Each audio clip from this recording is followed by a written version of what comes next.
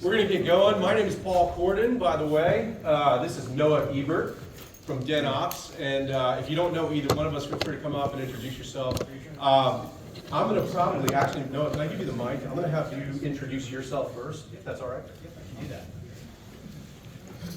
Okay, so this is Maximize PDR Profit, next level strategies for next level PDR businesses, which I'm assuming if you're here, you are either getting ready to be a next level PDR business or you are one, so you're in the right place. We're really glad to have you. Like Paul said, my name is Noah Hebert. My company is called Dent Ops. I'm second generation in the PDR industry, very proud of second generation in the PDR industry. I created the company Dent Ops, and we've helped PDR operations process and capture over $27.3 million worth of claims in the last couple of years. And I'm not going to be doing a lot of talking on this session. It's going to be pretty much all Paul. I'm just going to play host a little bit and try to keep up with him because his brilliant, awesome mind. I just made slides to try to keep up. Very generous of you. Very generous. So Paul, if you don't already know him, he's been a PDR guy since 1999. He has designed a lot of PDR tools. In fact, probably a lot of PDR tools that many of you use, and maybe you don't know that Paul helped to design. He is a PDR shop owner. He owns Dent Shop in Northern Virginia. And he is an industry leader on estimating, pricing, and negotiating. He invented the PDR price guide, which is what he's most known for, which is widely used in national and international markets. And he was adapted into the Price Ident feature in Mobile Tech RX estimating system. So if you've ever used that component of Mobile Tech RX before, it's the brainchild of Paul. He's worked with a lot of groups in both the PDR world and the collision world, including Mike Anderson with Collision Advice, Chris Stanley with IA Path, which is an independent adjuster group, and Geico Corporate Training Center, just to name a few. And he is a speaker, trainer, coach, leader, a well-respected technician, and also for me, Paul has been a really fantastic mentor.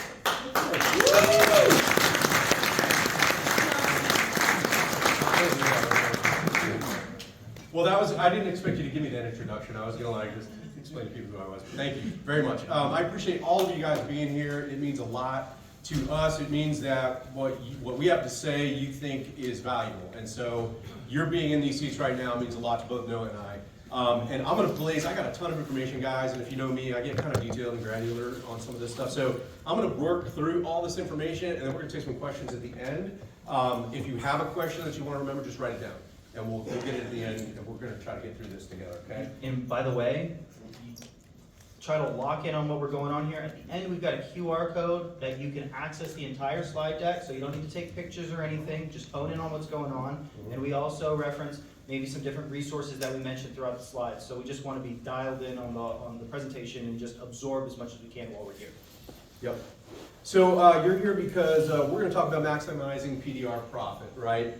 Next level pricing strategies and next level negotiation. Those are going to be our two focuses, pricing and negotiation. So I'm going to jump right into the pricing part of it. There are a couple of steps for next level. Yeah, mute your phones if you don't mind, everybody. There's a couple of steps for next level pricing, and I've broken it down into components, right? If you think of a staircase is designed to take us somewhere. It's made of a number of components. Those of you who are into construction know anything about it. You've got a step, you've got a riser, you've got a stringer, right? We have parts that make a staircase what it is so that it can take us somewhere. Typically, we're using the staircase to get elevated, to go to the next level. And that's kind of how we've broken this down. So the first step in pricing, and some of this you guys have heard me say before, it's worth repeating. Some of you have not heard this before, so let's get into it. The first step is documentation. How many of you would you agree that in order to get the estimate right, we've got to get the documentation right because we need somebody to buy into what we're selling, right? People can buy what they see, and what we need to do is help them understand what it is that we're looking at, and documenting your estimating process is the key to that.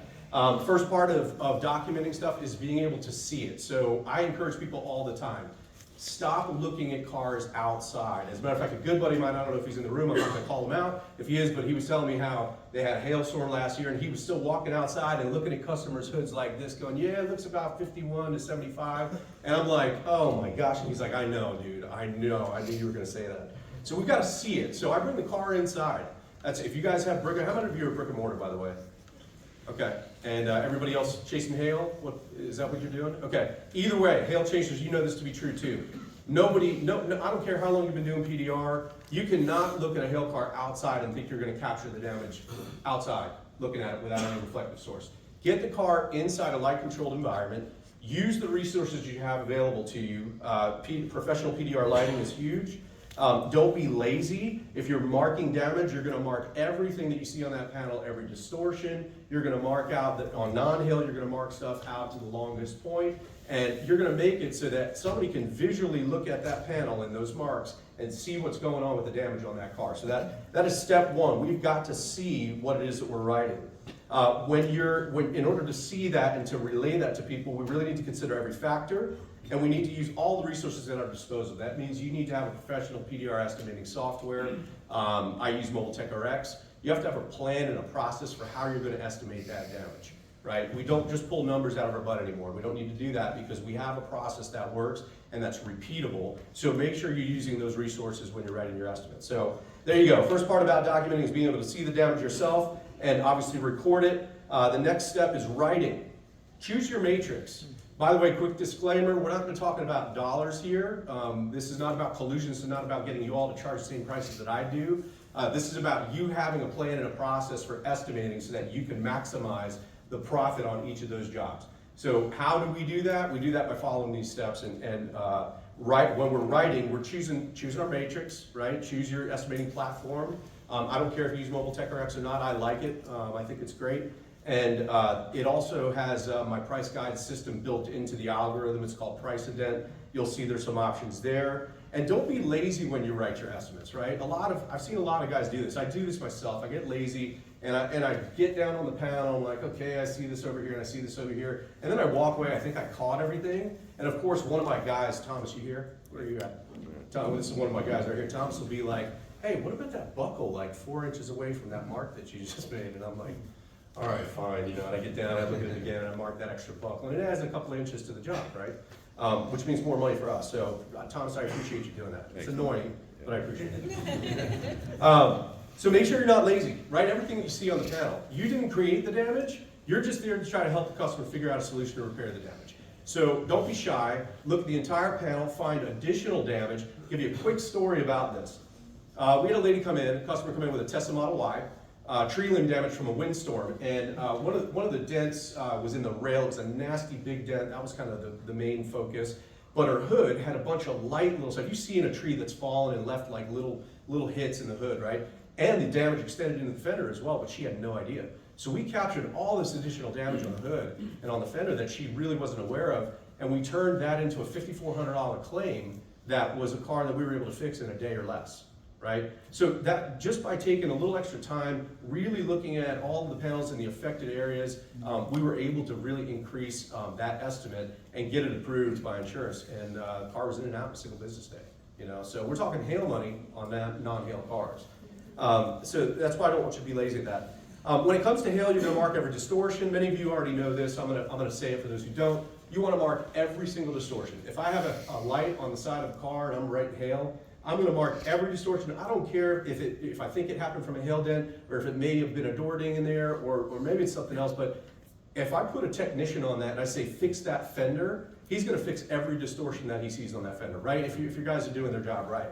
So why not get paid for that stuff? So mark everything you see on the panel. Do not be lazy about that. You're going to consider every factor when it comes to hail. We do. I'll write multiple markups on a panel. Many of you guys will tell me, and I've heard this a million times, yeah, but the insurance company only pays one markup per panel, right? That's not exactly true. Some will pay 2 markups. To be honest with you, I don't care how many markups they will pay. I'm going to write it for every markup that is legitimately there on that panel. So if it's a tall vehicle and it's aluminum and it's an extended panel, it's all going to go on the estimate, and just give them a higher price to kind of shoot for as we're negotiating that final settlement agreement. Let's see. You guys know what an oversized dent is. Most of you, raise your hand if you can look at a panel and go, yeah, that's an oversized dent. Most of you can do that. They don't know how to do that. They don't know what they're looking at. They don't know what an oversized is. They've never taken the time to put a $50 piece on top of a dent and see if there's any distortion outside of there. Now, we can take them through that exercise if we need to, if you have to fight with oversized. But they don't know what it is. You do. Get every oversize that you can. That can make a huge difference in your estimate. Again, I know I'm repeating things that you already know as hail technicians, but I want to remind you and encourage you to do that because it could mean a matter of thousands, if not tens or hundreds of thousands of dollars at the end of the year. So make sure you capture that stuff. Also, consider every factor. We already covered that. Write it out on the panel. You want to show the people what you're seeing so that they can visually see what's going on that panel. And consider every one of your resources. Once again, Mobile Tech RX. In this case, with non-hail and with hail, I've been using Dent Ops. That's why we're here. No, it's from Dent Ops. If you don't know it, how many of you know what Dent Ops is? Okay. Wow, there's a lot of people who don't. I'm surprised by that. So Dent Ops is a service that we can use to send our Mobile Tech RX estimate to, whether it's hail or non-hail, and they will basically rekey it into CCC under our company's name, and then send us back a CCC sheet with the conventionally repaired operations numbers on it, so that then we can submit it to the insurance company. Now I know a lot of you are going to say, yeah, but I'm not fixing it with conventional repair. That's okay. We have an authorization form that usually states that the customer wants us to convert those dollars to PDR from a conventionally written estimate. How many of you fixed a hail car or a non-hail car that was written conventional, but you didn't fix it with conventional? Happens all the time, am I right? It's not unusual. The insurance companies know that we do it. The customers should know that we're doing that. And as long as everybody agrees and signed off on that, we should be good, legally speaking. So we leverage that opportunity by using Dent Ops to do that for us. And it's been very, very successful. We also do convert it into PDR too. So it's not Yes, always just that's true. conventional that we're sending back over. That's true. Very but, important clarification. Yeah, it is. But I will say with our estimates, a lot of this end up going to conventional. But that's because we write really high, heavy PDR estimates too. So you'll want to use that resource. That's going to really help you to make more money. And to also, really what we're doing, guys, the insurance companies don't know what PDR estimates are. They don't. PDR numbers aren't real. If we're being honest with ourselves, they're not real. What does the rest of the collision repair industry look at? They look at repair hours, conventionally written repair hours, right? So all we're doing is we're using a company like Dent Ops to rekey our Mobile Tech RX estimate into a CCC1 estimate into a language that the insurance companies more easily understand. Does that make sense to everybody? So we're actually doing them a favor. It does cost us a little bit of money, but what we found out is that the amount of money that we get back in return after using Dent Ops, it far exceeds what it cost us, and so the ROI is there. So it's a no-brainer. You know, I know if we're Dent Opsing a car, that it's probably going to end up getting me 10x back or more from its cost. So that's just been my experience. Use Dent Ops. Dent Ops also offers now a service, and I may have you speak to this actually, called Claim Due. And if we can kind of touch on that a little bit, I think it's going to be... Sure, we have a claims submission and moving it more into full management service as well that we do with our estimating as well. But come and see us at the booth when we talk about that. We have a ton of stuff to crank through right now with pricing and negotiation. We have a booth down at the Expo, so come see us. We're really right there in the Dent Olympics area. Yeah, so what you want to talk about Claim Due with them, because Claim Due, what they're doing is they're going to be managing the claim for you, right? I'll be honest with you, I spend hours between phone calls, emails, estimates, talking to an adjuster, right? It's a lot of wasted time, and I have a million other things I gotta do, especially if you're in a hail situation. Claim Due is literally taking your estimate and going, we'll handle it all from here, we'll let you know we have a settlement agreement. That sounds pretty nice to me, I don't know about you guys, but if it takes all that work off my table and I can get to the next customer, and it allows me to produce X amount more cars in a year, to me, the ROI is there. So check out Claim Due, make sure you stop by the booth and ask them about that. That is a resource that's available to you, along with Dent Ops, along with using Mobile Tech RX. And obviously, last part about documenting this stuff and writing, video and photo is underestimated. I know we hate to do it because we feel like it's the adjuster's job, right? I've heard so many people say that over the last 25 years of being in this business. But the reality is, what we're doing is helping them justify why they're gonna give us the money that we want them to give us, right? We're doing ourselves a favor. And I can't tell you how many adjusters have gotten back to me and they've said, your photos are the best I've ever seen. Like, I can't, you've proven to me that the damage is there. I can easily send it to my supervisor and it proves to them that the damage is there and I'm not writing bunk, you know what I mean? And that's ultimately what those guys are trying to do, man. They're trying to cover their own butt and keep their supervisor from lighting them up so that they can keep their job and keep getting claims assigned to them, right? Does that make sense? So there we go. So moving on, step 2, as far as getting our cutting edge pricing right, is justifying the damage, right? By justifying, we need to show what it is that we're doing and why we're asking for the money that we want.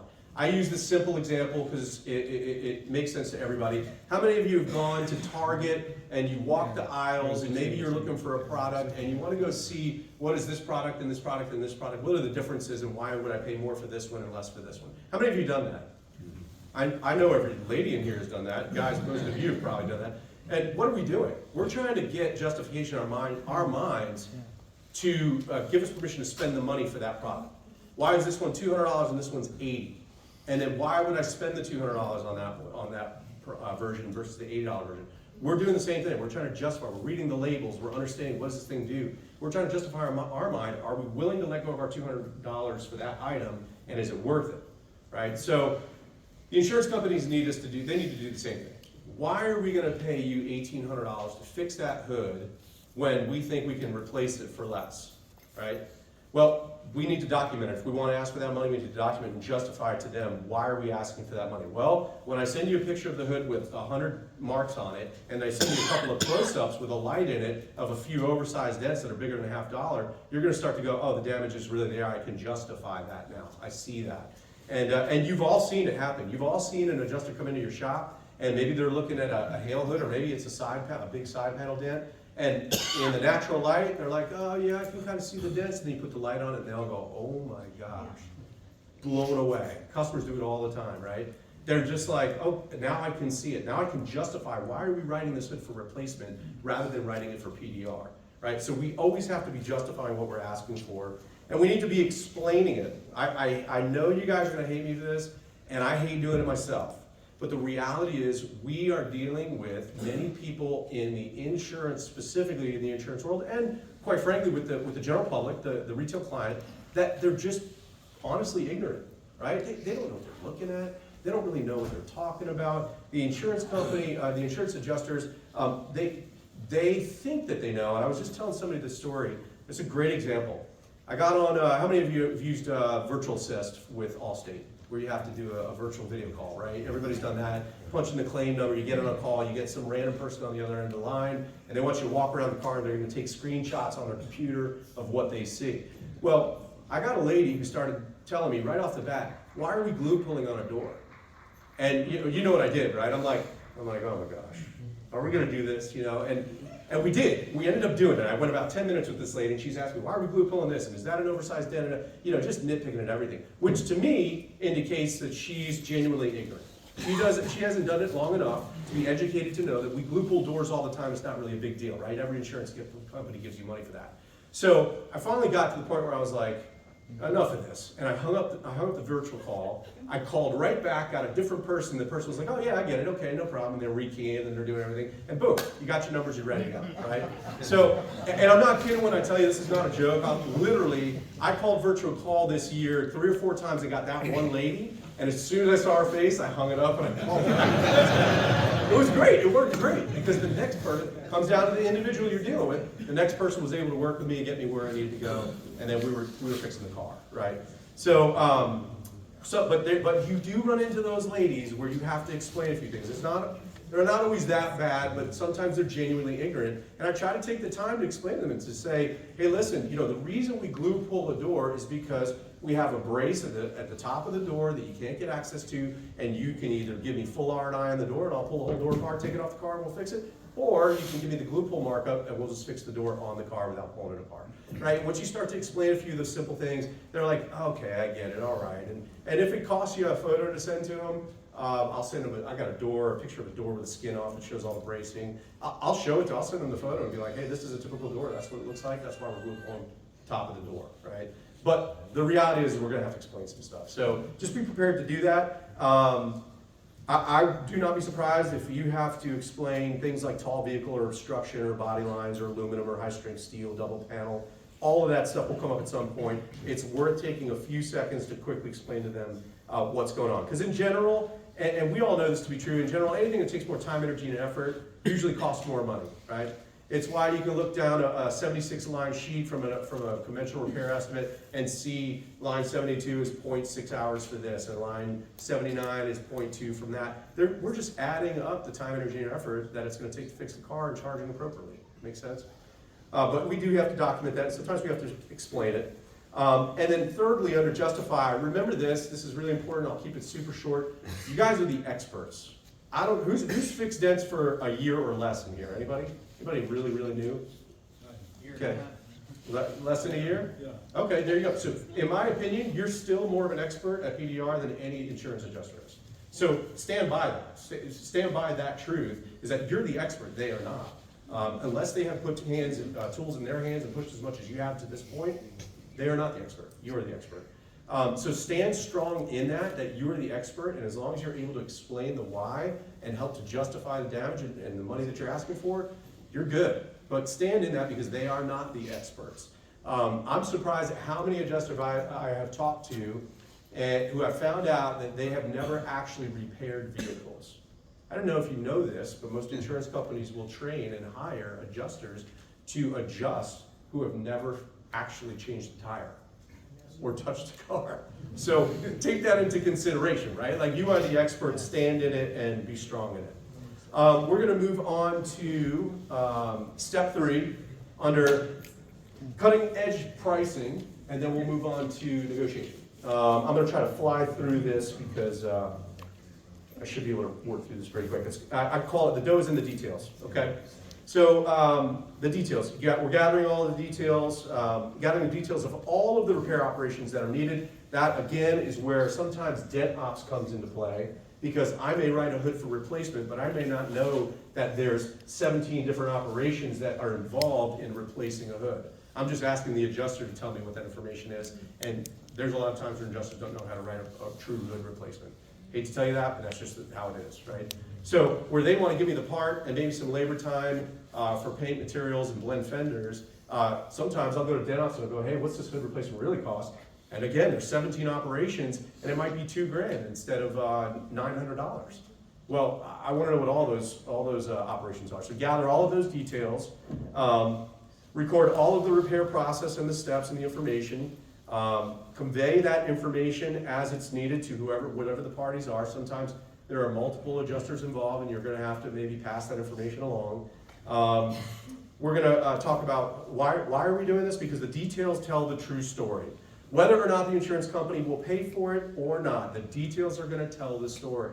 I would rather flood the insurance company with tons of information and requests and get a better chance at getting higher dollars than to not give them enough information and find out that they're going, nope, we're not going to pay for that, and nope, we're not going to write the proper operations on that. What? The more details, the better. The more pictures, the better. The more factors, the better. They tell the real story through our estimate and our photos, right? It's typically an us versus them situation. I hate to say it, that's the reality of it. It's kind of how it is. They want to save the insurance company money, totally understandable. If I was an insurer, I would want the same thing. And we want to earn as much of that money justifiably as we can. So that's why we're doing all of this stuff. Don't be mad at the game. Just learn how to play it better than they do, and because it is the way that it is, right? It's the world we live in. We didn't make the rules. We didn't create the game. We just have to figure out how to play it better than them. And I'll be honest with you, I think it's an easier game to play than ever. We all know what they're trying to do. We all know what they need to do to make their supervisors happy. Now, let's just play the game better than they do, and we'll end up getting paid what we need to. So if I can, I'm going to make a hard turn here. We're going to move into negotiation. This stuff gets a little nerdy and deep. I'll just warn you ahead of time, so bear with me. But this is strong. Anybody ever hear of a book called Never Split the Difference? I've mentioned it many times. It's a negotiation book. Chris Voss wrote it. He had a master class going for a while.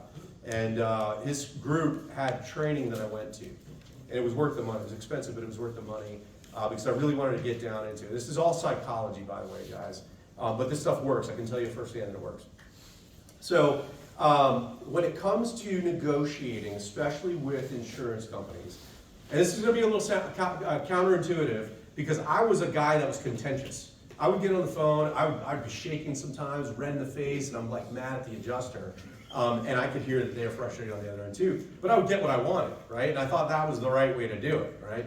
Probably not the best for my health, and probably not the easiest stress-free way to get the money from the insurance company. But that's what I did nevertheless, right? And then I started to understand what these guys taught about what's called tactical empathy. Has anybody heard of that before?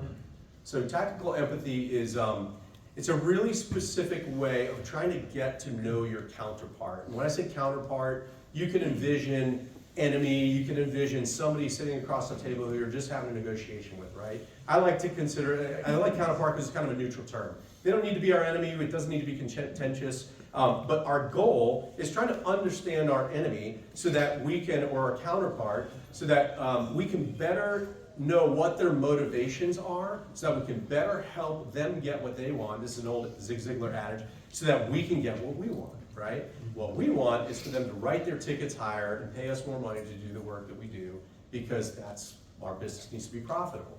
But what we need to understand how to do is understand why they're doing what they're doing and fighting us the way that they do, and what the purpose of that is, right? So I'm going to quickly read through some of the stuff here. The goal with tactical empathy is to understand them. Who do they have to influence? Why? What are their goals? What are the actions that, why are their actions make sense to them? What are their motivating factors? What influences them? What is it that they are trying to achieve that we can try to understand so that we can come up with a solution that gets them and us to our final goal? That is the goal of tactical empathy. Within that, there are things like the reciprocity law, which is where, if you came into my shop and the first thing I do is hand you a free keychain, you automatically feel obliged to return that favor to me, right? That's a human nature deal. I give you something for free, you're looking for a way to give me something for free. I'll tell you how you can practice this. On your way out the door, hold the door open for somebody, or if you're going to the elevator, hold the door or whatever open for somebody, and watch to see them hold the door open for you in the next one, right? Especially going to a restaurant, you have the double doors. You open the door, you let the person in first. What do? They open the door and let you in next. That's the rule of reciprocity at work, right? You do something for somebody, they want to do something for you. So that's kind of the concept here. When we're dealing with insurance adjusters and we're using tactical empathy, what we're doing is we're figuring out ways to concede and give them something small so they feel obligated to then give us what we want, which is more money to fix the car, right? So that's our goal. That's the reason we're considering all of this psychology in our sales negotiation. We already have a good, this is what's great about our industry. We already have a good understanding of what they want and what their goals are and why what they're doing makes sense to them. We already understand what influences them. With an adjuster, it's really simple. Who knows what it is? What's influencing an adjuster? Anybody? You know this answer, you just don't know it. Their boss. Their boss. Their supervisor, right? That's all they're trying to do. Cover their butt so their supervisor doesn't ream them out and ask them, why did you give them this and why did you pay them for that and all this other stuff. We already know that. That is a known, so you can skip to the next part, right? We understand that they want to write within the boundaries and the limitations that they have to according to how the insurance company operates. We may not understand what all those boundaries and limitations are. We may need to discover that in conversation with them, but the point is they're trying to cover their butt. They have to write within a framework. So once you understand that, then what you can do is come alongside them and go, hey, maybe here's some creative ways that you can consider writing this in a way that covers your butt but still gets me what I need. I'll give you a great example of this. I got a phone call the other day. I don't remember who it was. One of our guys called and said, hey, it was a rail. Hey, they're telling us they're maxed out at the rail. Thomas, you called me about this. Yeah. How much was that rail? They wanted $600-something. He said if they were to pay maximum conventional fix it was going to total the car. So they said, hey, we're going to cap it at $600. So they wanted to cap it at $600 so they avoid totaling the car, right? And I'm like, well, $600 for that rail, man, that's probably easily a $1,200 to $1,800 rail. It's just smoked. So what Thomas and I talked about, I said, well, listen, okay, so they don't have any room on the rail left. That's what they're telling us. We're going to take it at face value. But where do they have room on the car?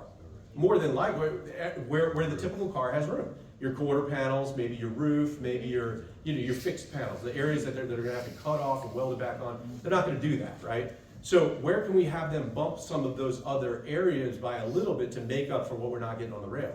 So what we're trying to do is help them figure out how to do their job in a way that keeps them from throwing a flag with their supervisor, so they don't have to deal with that crap afterwards. Does that make sense to everybody so far?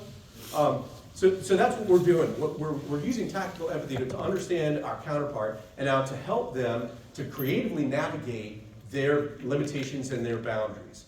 And now how do we work within those boundaries to get the most that we can to fix this car and without throwing any red flags for them? And as you start to employ this and do this, your local adjusters are gonna all of a sudden be like, oh, I wanna go write cars with these guys, because they're not contentious, they're not making me feel like an idiot, you know, they're helping me come up with solutions in a way that covers my butt, but I can still get them the money they need, and now they're your best buddy, right? So we're building a relationship really here is what we're doing. So we already have a good understanding of what they want. Writing within their boundaries and limitations, we just kind of talked about this. Sorry, I got ahead of my notes here. We're going to justify what their paperwork is written for, what is justifiable in their system. You guys know this, you've heard it a million times, right? How many of you have heard adjusters say, we'll pay Glupal, but we won't pay double panel? And then the next adjuster comes in and he goes, we pay double panel, but we don't pay Glupal. It's the stupidest thing ever. They're the same thing, but the problem is, within the boundaries and limitations of how they operate, one says, yes, we will pay for Glupal, and the other one says, no, we won't pay for Glupal. It's semantics, that's it. So it's just us getting to know which insurance companies will pay for what, and trying to work with them within their boundaries, right? So I've had adjusters where they're like, oh, well, we're not paying Glupal on that. I'm like, okay, well, will you pay double panel? Oh, we can pay double panel. Okay, let's go with that one, you know? I can give you a whole list of factors if you want. We'll call whatever you want. So we're trying to understand how are they justifying their paperwork within their framework, right?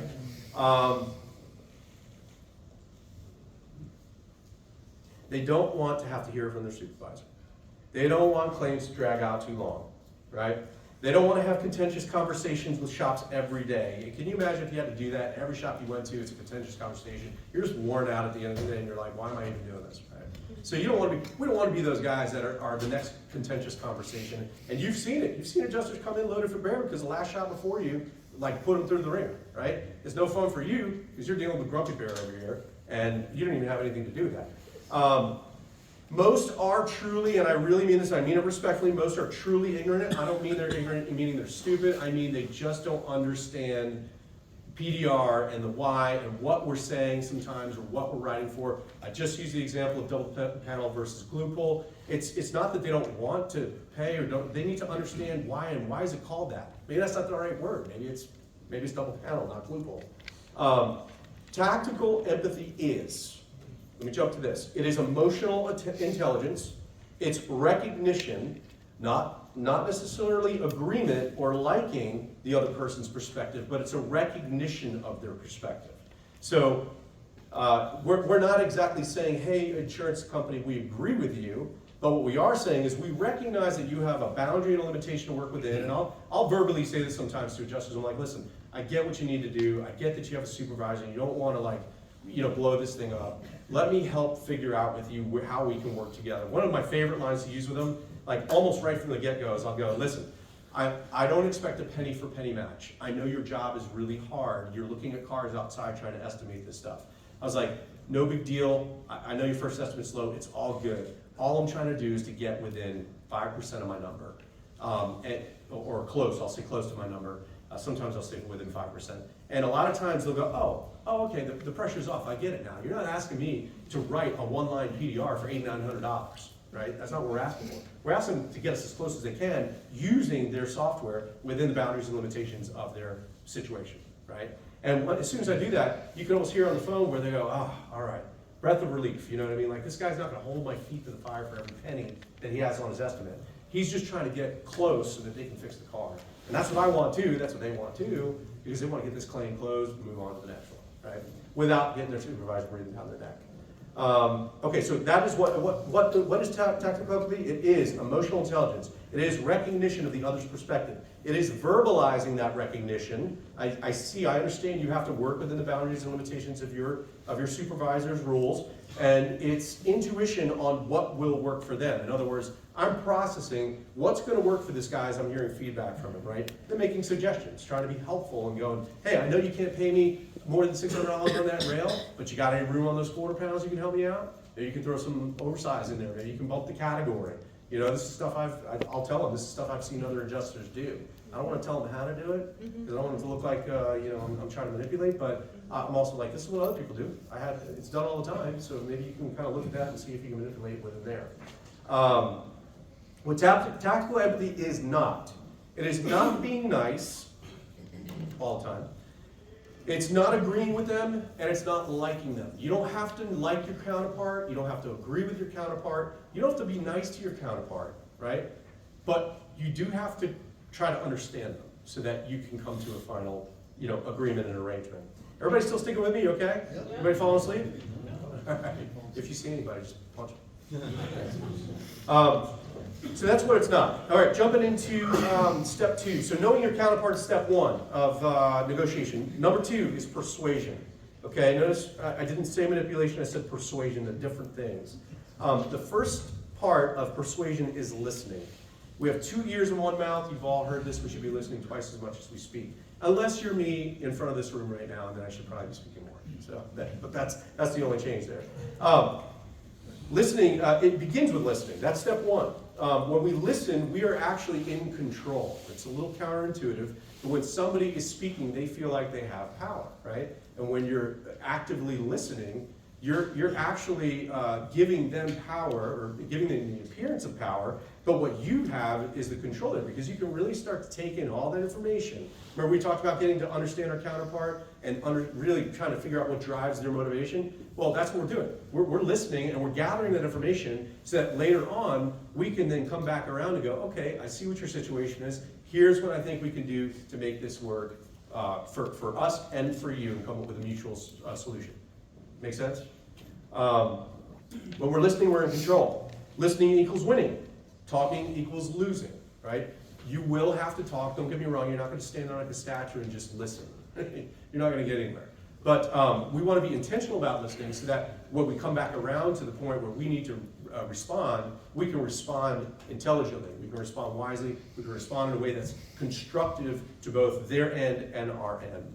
And then 5th under listening is silence. Silence is super powerful. How many of you guys believe that? How many of you write retail estimates and present them to your customer? How many of you find that when you are just silent through the awkwardness, that a lot of times the customer just makes their decision on their own, that, oh yeah, this is the right decision for me. Let's just fix the car. We'll do it at that price. But a lot of times in the past, when I've spoken first because of that awkward pause, that awkward silence, and I'm like, well, we could fix it faster, we could do. Now all of a sudden I put myself in a situation where I have to negotiate because I was the first one to speak, so I lose, right? So silence is really, really powerful. You almost use it as a tactical tool. Human psychology is that all people want 2 things. They want to be heard and they want to be understood. But we can't hear them unless we're listening, and we can't understand them unless we're willing to listen to our counterpart and process what they're saying. It's intentional listening, right? Most of us, they say most of us listen at a level 1 to 2. Real listening starts at level 3, and if you can only do 5 for a short period of time, because it's such intense listening that it will actually exhaust a person. So these guys that are doing hostage negotiation stuff, like in Chris Voss's book, these guys they tap out and they tap another guy in because you can only do that for so long, right? Really, really intentionally listening to your counterpart. Silence is powerful. All people want to be heard and they want to be understood. We can do that when we're silent and when we're listening. Stay curious, because interested people become interesting people, right? So people, and you know this to be true, because if I were to stand with you out in the hallway and have a conversation, and my eyes are darting left and right, and I'm paying attention to everything else that's happening, what would you think about me? That I wasn't really listening, right? And at some point you're going to be like, okay, all right, good talk, Russ, and then roll out.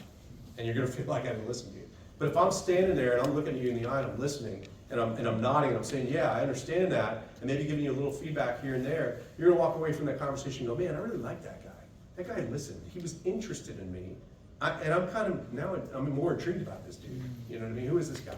So it really matters. People pick up on that stuff. And I'll tell you, it can be really subtle. A little trick that I use in my retail shop is I always make sure to catch a person's eyes square, just dead in the eye, and really just have some bright eyes and just smile at them. Like really look in their eyes and smile. It's a little uncomfortable, right? Because I'm looking right at you right now. And I'm like, hey, buddy. Right? So my point is, I make a point to do that because people, when they catch that, you see it, you can see it in their face. When they catch that you're really looking at them, they're like, wait a minute. For just a split second, they pause and they're like, wait a minute, this guy's real. Like, he's being real right now. Like I genuinely am interested in having you in my shop. I mean, I want to earn your business, right? So I'm gonna treat you the way you want to be treated. And it's amazing how far that will go with a retail client. To the point where I almost feel like there are times where I've noticed when the customer makes the decision, this is a silent thing. They don't say anything. They're not pulling out a card that says I'm going to do business with you. But you can almost see in their face when they go, "This is my dang shop, right? I'm going to do business with these guys." You can almost feel it and see it. So those things are important. They sound really cheesy, guys. I know this because you're going to feel awkward smiling at your customer. You know, just look at them in the eye. This stuff works. I mean, because we're dealing with people. So this human psychology element of negotiating and dealing with people is super important, not just with adjusters, although it's very important for adjusters, but especially with the retail clients as well. So moving on, sorry, thank you for dealing with my tangent there. Stay curious because interested people become interesting people. And then we're gonna move on to our next topic, which is tone. Tone matters. Tone of voice is what I'm referring to. Tone matters, and there are typically 3 tones that we may see in a typical negotiation. Chris Voss gets into this in his book a little bit, and some of this stuff, guys, not all of this will apply to the retail client. A lot of this will apply to negotiations with an insurance adjuster. So the 3 tones we have are assertive. Assertive voice sounds like this: 60 seconds or she dies. That's assertive, right? I'm demanding of you. 60 seconds or this one dies, right? I'm in charge. My tone of voice says that. The language that I use, it says that I'm being assertive and I'm in charge here, right? Assertive tones and language forces people into their amygdala. This is really nerdy, okay? Stick with me. So the amygdala is the part of the brain, right, that controls your fight, flight, or your freeze. So as soon as I go 60 seconds or she dies, you're like, whoa, dude, what is going on here? You're trying to figure it out. You're like discombobulated. You're not really sure who I am, why am I saying that, what am I doing? You know, it forces people back into this fight, flight, or freeze, and they can't really think, and they're very, very defensive in a situation like that, right? They freeze. Once that part of the brain is engaged, the cognitive thought has basically been stopped. In other words, their ability to really process and go, oh, I know the right response here. Most people are going to react, right? They're not going to thoughtfully respond, they're going to react. You know, if I come at you really hard, you're going to be like, dude, what's up with that? And you're not really sure what I'm doing and why I'm doing it. So that's your assertive voice. You want to be really careful. You're not going to use that very often. That may come out with an adjuster at some point. I try, if I have to be assertive, I try to be very firm and very calm with people, right? So adjuster comes into my shop and tells me that he's not paying for any oversize. I might say, listen, man, with all due respect, I've been doing this a long time. I've seen insurance companies, every insurance company pay for oversize. So what you're saying to me doesn't really line up. What's really going on? What's behind that? Are you telling me you really literally never pay for oversize? Or are you telling me that you're giving me a hard time because you just don't feel like paying for oversize today, right? I want to know what's really going on. Something else is going on there. But I'm usually nowadays, as I get older, I don't want to be contentious. I don't want my blood pressure up. I don't want to be fighting with a guy turning red in front of him and shaking him, you know. So I'm assertive, but I try to be firm and very calm when I'm dealing with an adjuster in that situation, right? The second voice and tone that we see all the time is going to be the analyzer. Okay, the analyzer is the best way to explain this is that it's the late night DJ voice, right? It's the voice that's like, hey everybody, tonight we're going to be listening. It's the late night DJ voice. It's just, hey, so tell me what's going on, right? Almost a little forced, soft, like a little weird. Like after a little while of doing this, you guys are going to be like, is he going to stop? This is really awkward. It's the late night DJ voice, right? And it really takes all the contention out of the conversation. Your tone is low, it's slow, it puts people at ease, it helps them to open up, it's not aggressive, but you're not going to be a pushover in that either. You know, you're going to be low and slow, but you can also be firm. You can say, well, I've never heard of an adjuster not paying for oversize before. Can you help me understand what's going on with that? Where does that come from? You know, it's a much different voice than, dude, everybody pays for oversize. What is your problem? Every insurance company I've ever dealt with has paid for oversized. That's assertive, and there's late night DJ voice right there. You know, there's your analyzer voice. It's slow, the tone puts people at ease, it's not aggressive, but you're not gonna be a pushover. It's firm and it's clear. Third tone we deal with is the accommodator. The accommodator is the kind of person that nothing gets them down, ever. Right? They're happy all the time. They can't wait to have another conversation with you about the next tail bar.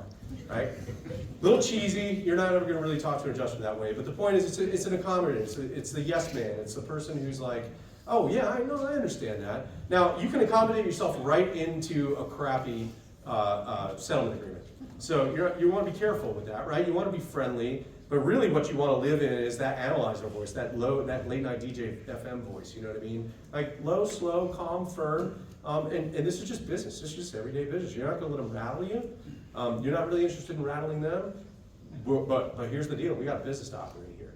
We got real overhead. We want to make real profit because we're real businesses, and we're not going to take no for an answer. We're not going to let you not pay us for oversized debts. You know what I mean?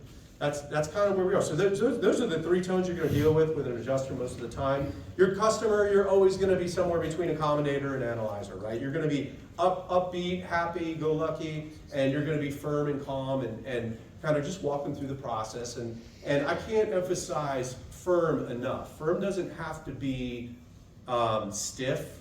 Firm doesn't have to be cold, but firm is, hey, this is my business, and this is the policy that we work by. These are the operations that we deal with. This is just how it is. I'll give you a great example of this. When we're dealing with hail in the shop, I give customers options.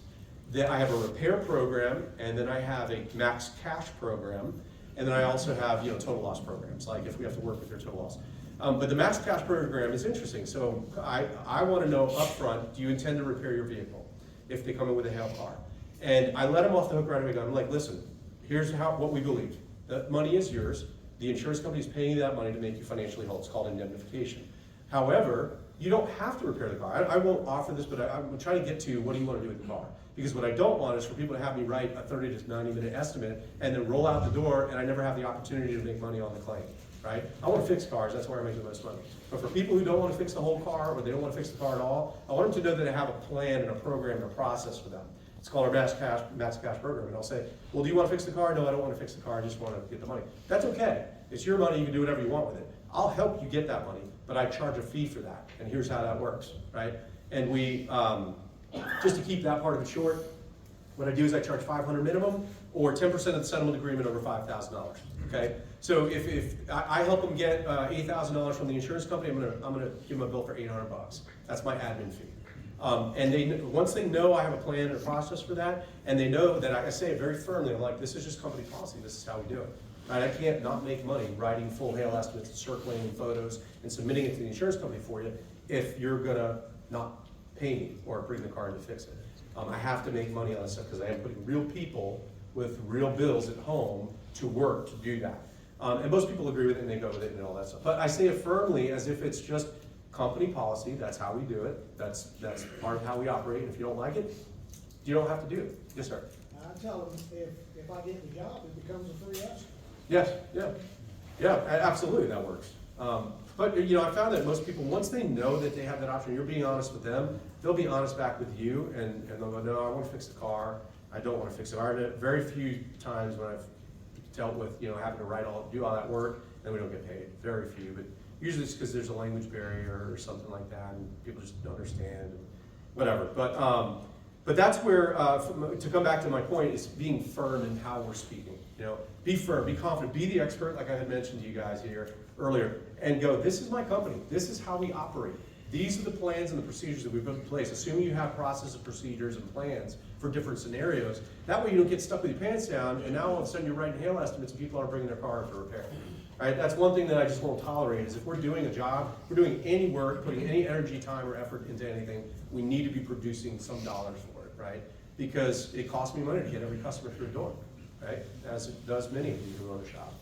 Okay, so we went through the tones. Let's bump over to silence, the importance of silence. Dynamic silence is powerful. Whoever talks next after dynamic silence gives up information and power, right? You've heard whoever speaks next loses. It's true in a negotiation. let silence apply pressure for you. It does feel awkward. It will feel uncomfortable until you get comfortable with it. But I guarantee you, if you wait and you're the silent one, you wait for that customer to speak next, more than likely you will be surprised at what you're gonna hear. Because that dynamic silence or that unspoken pressure is working in your favor to influence and motivate the customer to make a decision which typically will fall in your favor, right? You've already done the estimate, you've already walked them through, educated them, whatever, and they're gonna go at some point, I gotta do business with this guy, right? So I've watched it happen many times in my own shop. And then the power of no. There's a resource from Jim Kant. It's called Start with No. This book really talks about the power of no. Are we up on time? How are we doing? Got a few minutes. I'll finish this up real quick, guys, and then we'll open it up to questions. Start with no. Let the customer or the adjuster say no to something small, some miscellaneous charge. If they say, I don't pay the admin fee, okay, no problem. Don't pay the admin fee. What do you pay? Let them figure that out. And as soon as they get the power, they feel like they have the power because they got to say no, and you agreed, now they're willing to start to go, oh, well, let me see what I can give you. Now the law of reciprocation punches in, right? Because you gave them something, they said no, and you said okay, and now they want to figure out how to give something to you. Well, but I can pay you on your estimating fee. Oh, okay, cool, great. Again, I don't know if you want to call it an admin fee, estimating fee, it doesn't matter, but if you throw the admin and the estimating fee, you might get one of them, so give it a shot. Let them say no to something small, miscellaneous charges, little stuff, even with sometimes with a customer that might be the case. Concessions are not always a bad thing. You just have to be smart about what you're conceding to, right? And kind of know in your head when you present an estimate to them and they're looking at it, you know that there's something within your miscellaneous charges that you're like, I don't want to let that go, right? They don't want to pay me corrosion protection, whatever, that's fine. Give them something, have something built in that you can say no, they can say no to, and it'll make them feel good. And when we're allowed to say no to something, it gives, when they're allowed to say no to something, it gives them the feeling of being in control. And that's the part that really starts to build some rapport with them. Because remember, most of these adjusters, especially if they're in your shop, they're on the enemy's territory. They already feel it. They already know this is your space, that you're a legitimate operation. They don't want it to be contentious. They're worried about it going that way in person. And you're talking to a guy who's had to kick people out of his shop, who's kicked adjusters out, who's had contentious conversations to their face. It's a way easier life to do it this way than that way. And that pretty much, at this point, guys, wraps up everything. We've covered tone, silence, we've covered no. I want to open the floor up to questions. Is everybody still with me, by the way? Yeah. I don't see anybody sleeping. Yes, sir. What's your viewpoint on customers wanting to negotiate the adjustable or not pay it? So our company policy is that we collect deductibles. They say they don't want to pay it, or can we do something, I'm doing it hard. I- Do you let that go, or do you just make them pay it? The first thing I'll offer them is a military discount of 10%. I'll apply a military discount to your deductible. Does that work for you?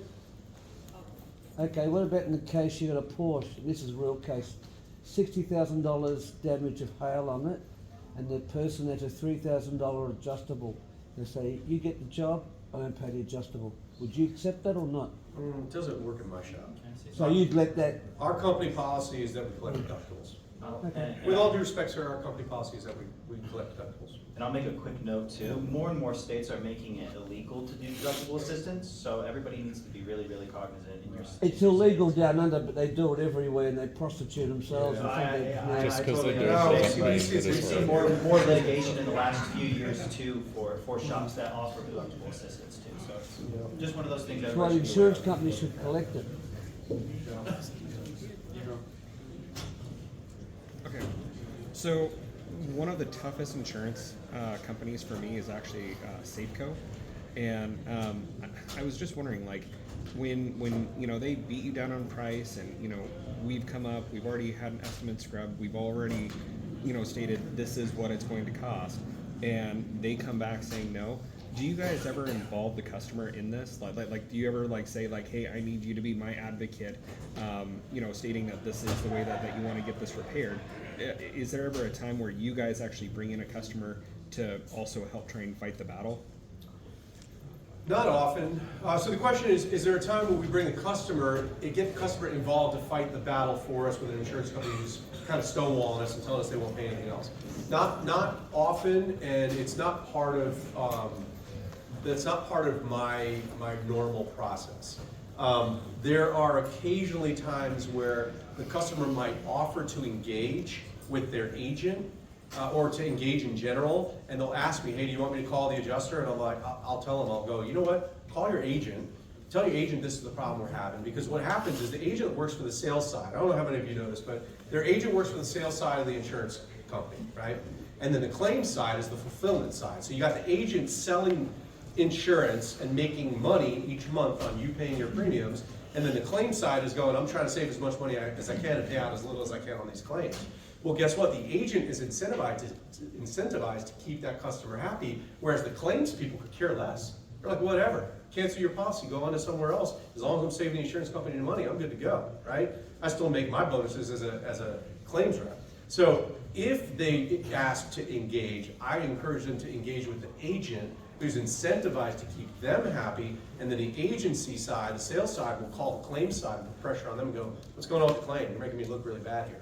Right? So you're fighting company within the company. Yeah, you're fighting the company with the company. You're turning them against each other, really.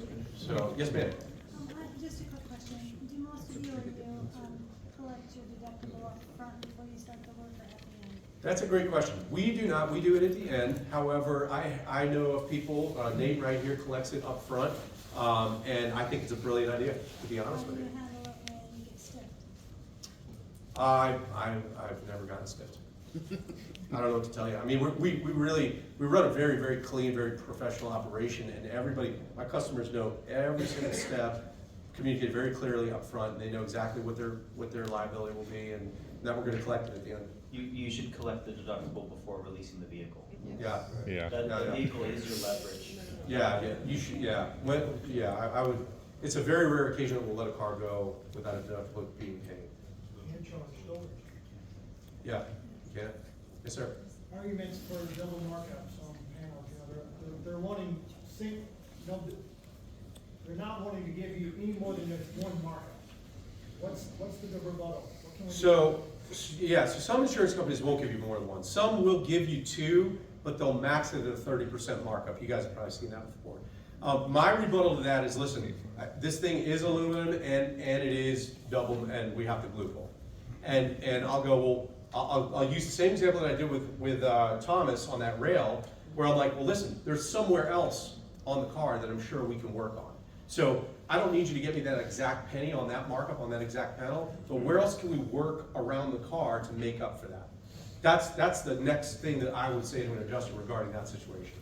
I also have a recommendation in that department, which is similar to when the insurance company says that they don't pay for a certain matrix. Say if you're using the standard matrix, and State Farm is saying, well, we only pay the State Farm matrix, which is that obviously we've heard before, well, I'm not a DRP, therefore I shouldn't be beholden to your matrix. But with a little bit of a twist to it, to say, well, we're not a DRP, like unfortunately we're not a part of your DRP network, we don't get the benefits of being in the DRP network, as in we don't get direct claim assignments and fast approvals. And so in order for us to compete in the same market where people are getting those benefits, we have to charge these based on the standard matrix that we use, which the name of the standard matrix is fantastic because it says it's standard, which helps to negotiate there also. But I always recommend at least trying that for things like markups as well, because all that is a part of an insurance company's standard operating procedures that was probably created for some sort of a DRP or direct repair agreement with their partner shops. So what's crazy is that, I'll just add this to that too. What's crazy is that I've written non-hail PDR claims that have come back from the insurance companies, from State Farm as a matter of fact, as an example, and it'll be a one-line PDR with my number right next to it. No rhyme or reason, don't know which ones they're gonna do that to. And it could be $3,000, $4,000, $8,000, right? And there's no rhyme or reason, but if you were to look at the breakdown of my estimate and the detail that went into my estimate, and you saw that every penny was paid for, but on a one line with no description, it doesn't make any sense, man. Sometimes there's just no rhyme or reason to why they're doing that stuff, but to have legitimate educational rebuttals is key. That's really key. That's what I would want everybody to take away from that is, how do you explain that situation? When somebody says, we're not paying for more than one markup, but you really need more than $600 on the rail to make it happen. We start talking about other areas of the car we can get money out of, and the DRP argument that you just mentioned. Yes, sir.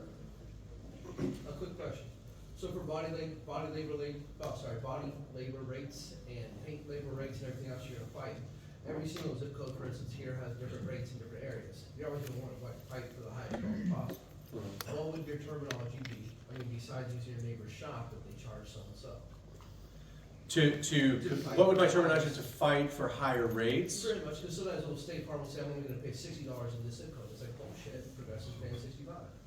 Yeah. So that's a good question because, quite frankly, in Virginia, we really don't deal with that. Like our labor rates are between 52 and 57 bucks an hour. Yeah, they're low, and most of the insurance companies are paying 52, 55. So, and I mean, I could go, well, you know, Aston Martin charged $150 or $180 an hour, labor hour for mechanical, but it's kind of a stupid argument, right? Like you're gonna be like, you're not Aston Martin, you're not doing mechanical labor.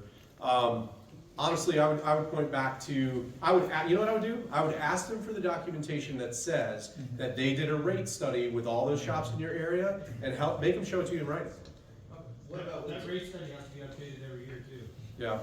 So Actually, Todd's seen a lot of that happen in Rapid City. for oversized vehicles, you can charge more than the regular sized vehicles, well, even for the hourly rate, I know that. Yeah. I You can don't know also- if that's the case in Virginia. You can also use a tool called laborratehero.com, if anybody's ever seen that before.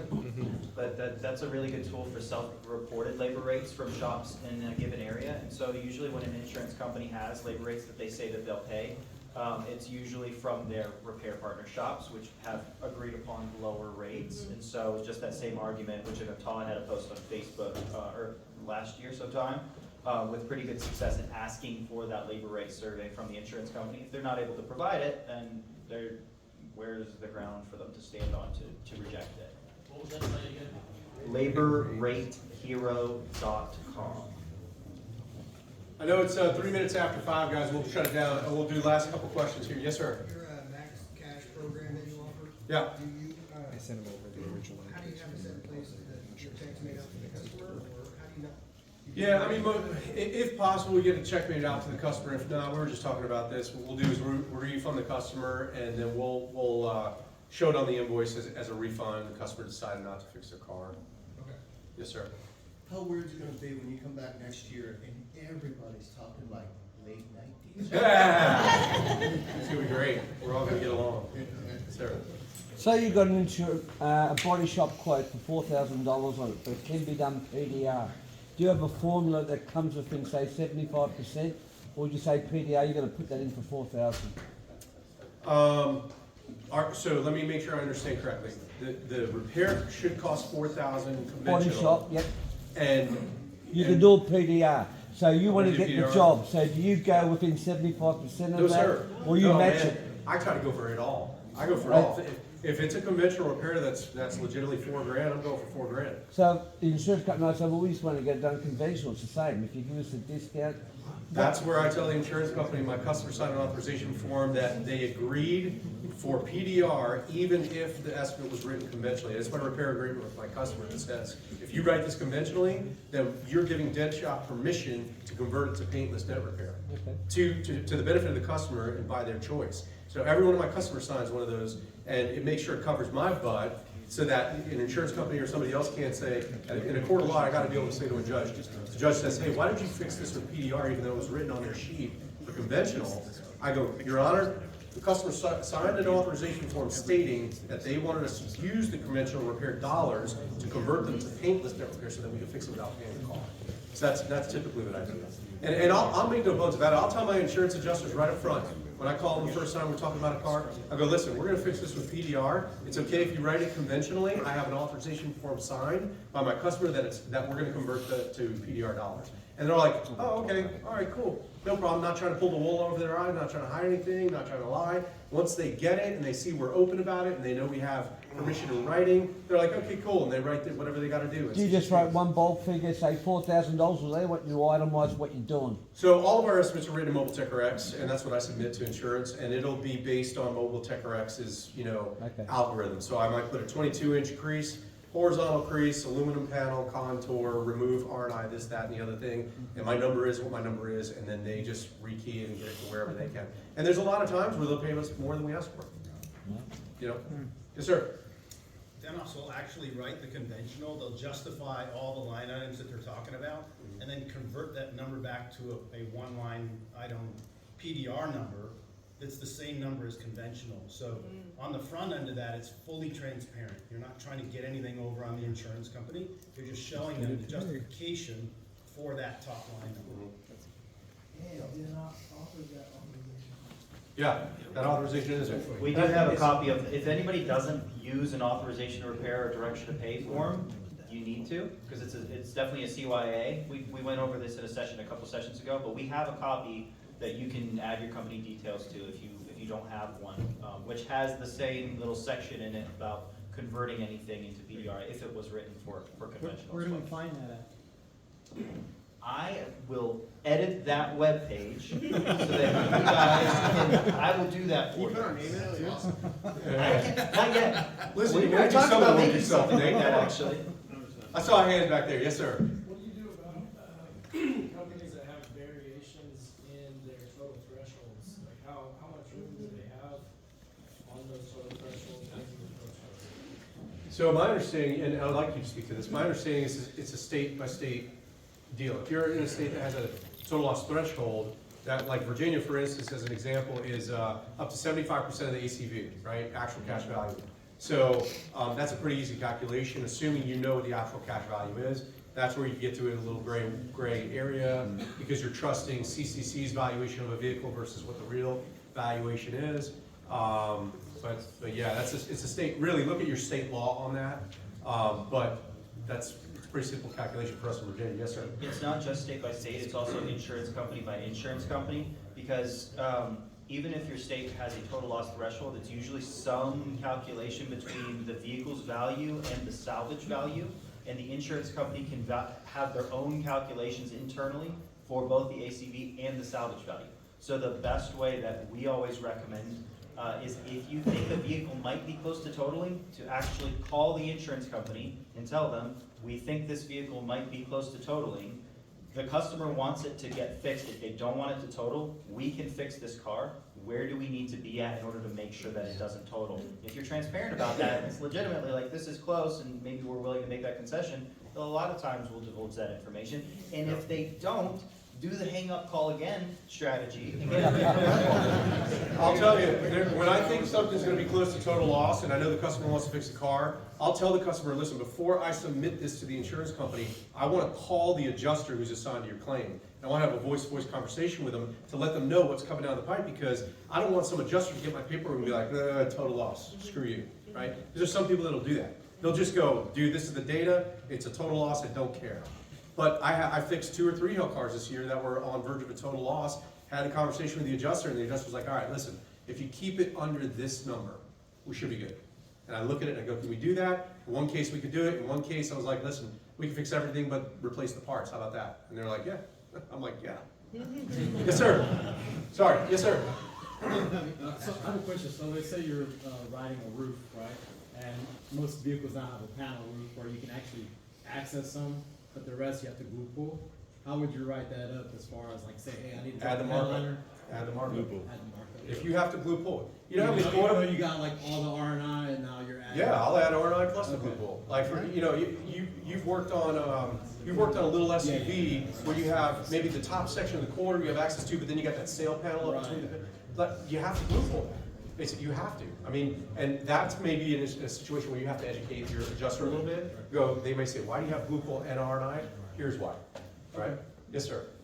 Real quick, you were talking about the adjuster and how if it's close to the total, whether or not they're going to pay. We had an adjuster tell us on a Challenger that it was total, but the customer wanted to fix, and word I will